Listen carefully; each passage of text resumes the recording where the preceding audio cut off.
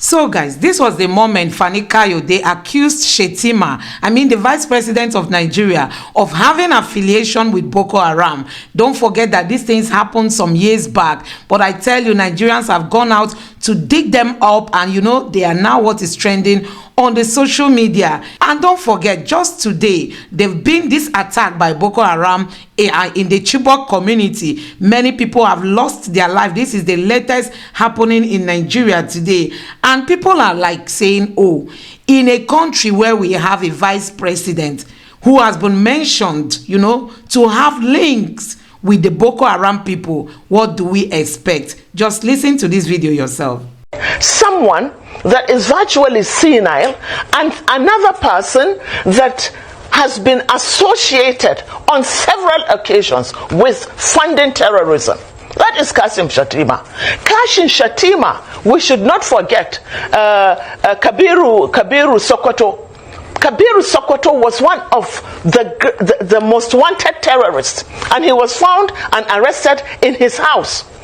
Let us understand and let us not forget, this terrorism, this banditry, this carnage is not just happening by mistake. It's a multi-billion-dollar industry. A multi-billion dollar industry because it takes a lot of money on defense budget.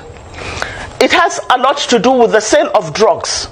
It has a lot to do with mining and illegal bunkering and illegal and illicit mining. And look at the areas that are generally affected by this. Take the Northeast, for instance. In the Northeast, you have the blue diamond. That is a strategic mineral. You have oil at the Chad Basin that is being explored right now, but illegally.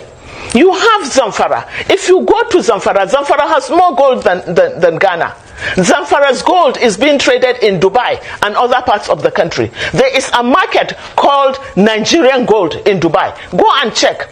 So who is doing this mining? Most times they are the governors, the people in power. So guys, this is also a video trending on the social media saying moment Shettima visited the bandits.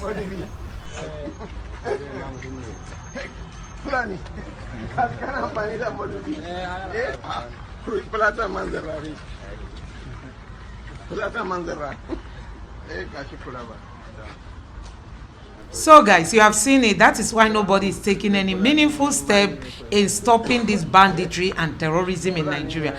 Tell me, why is it difficult for our leaders to stop this terrorism? What are they afraid of? Who are they afraid of hurting? Why are they not taking this bold step in stopping this terrorism in Nigeria? So that is why we keep calling out INEC, because INEC is the one that gets us to where we are today.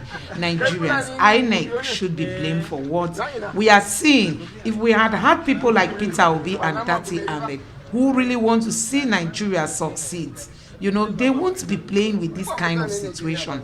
They would have put an end, because they told us that security is the first thing they were going to tackle when they come into power. But we see this government playing with the lives of Nigerians. Because we're increasingly changing our ecosystem.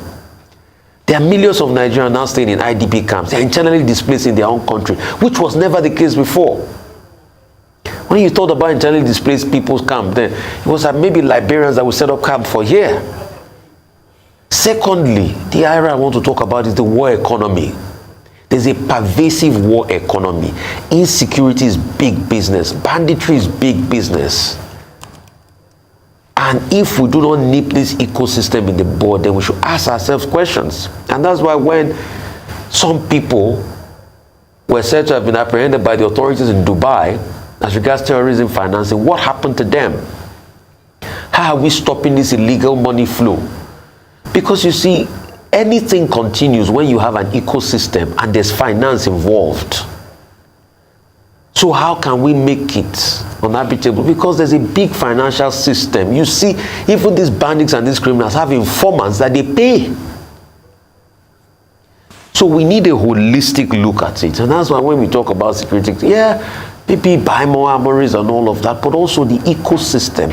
And we must bring development to that area. And I would like to ask, because of the insecurity in the Northeast, what is the Northeast Development Commission doing with all the money it's getting?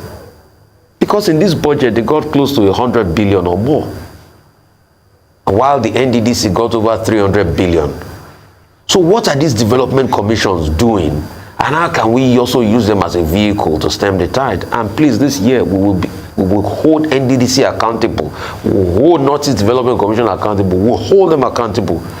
Because if they are also doing their work, we should stem the tide of this underdevelopment that now knocks on to have a nefarious economy in these areas. Agree with him is that we cannot even talk about the economy or having a stable economy in Nigeria if we don't tackle the big issue of insecurity. We cannot talk about attracting investors to help the economy of Nigeria if we don't tackle insecurity.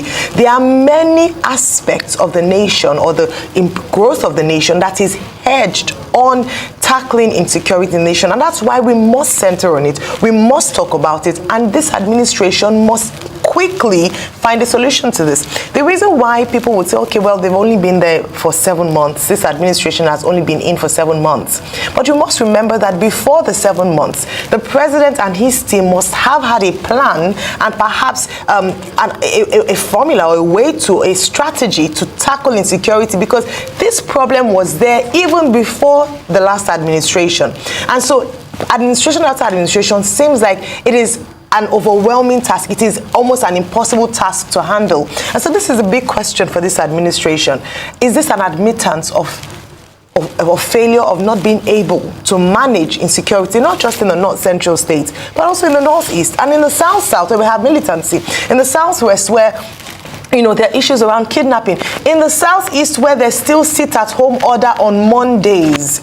In many states in the southeast, there's still the sit-at-home order on Monday. So we're not able to tackle this issue. So beyond the issue in Plateau State, which is, as we've talked about, it is not worth thinking about. But beyond that is also the entire security architecture of the nation. And that's why I totally agree with Senator David Mark that perhaps it's time to declare a state of emergency on insecurity in Nigeria. There are a number of think tanks, a number of organizations, personalities, politicians, statesmen who have given or preferred solution as to how to tackle insecurity. So the big issue is, what then is the problem with implementation? We had General Ariola last week here, and he talked about the fact that he was commanding officer of Operation Safe Haven, and he had released a report, a detailed report as to how to tackle the issue of herdsman-farmer clashes in Plateau State. Why hasn't that been implemented?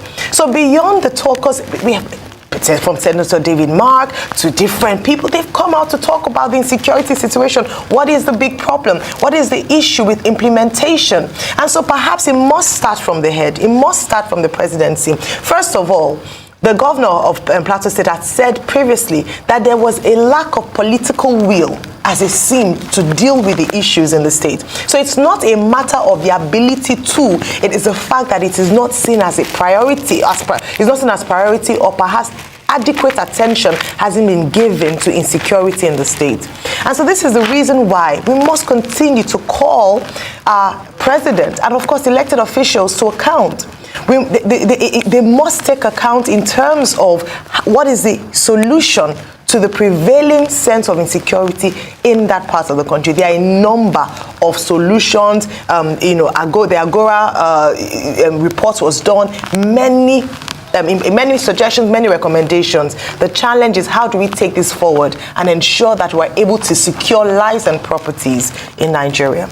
So guys, in a country where the vice president of that country is said to have links with the bad guys in the bush, what kind of country should that country be? And what kind of future should that country be looking forward to having? Honestly, Nigeria is in a mess at the moment because we can't even trust our leaders. And this is why we are not getting investors coming into the country. It has to do with leadership. Who is your leader? What is the background story and history of your leaders? What's the background check? I mean, go and investigate and find out who is your leader. These are some of the things that people are looking at when it comes to coming to Nigeria to invest their hard-earned money You know, many people don't want to take chances because we have a president with so many controversies around him, and look at the vice president being named among those, you know, who eat and dine with these bad guys in the bush. So guys, this is the problem we have in Nigeria, and we can't wait but to have a new Nigeria we all can be proud of. Let me know what you think about this in the comment section below. Please don't forget to subscribe to the channel, turn on the notification bell. Please give this video a like so that YouTube can recommend it to more people, and drop your thoughts in the comment section below. Thank you.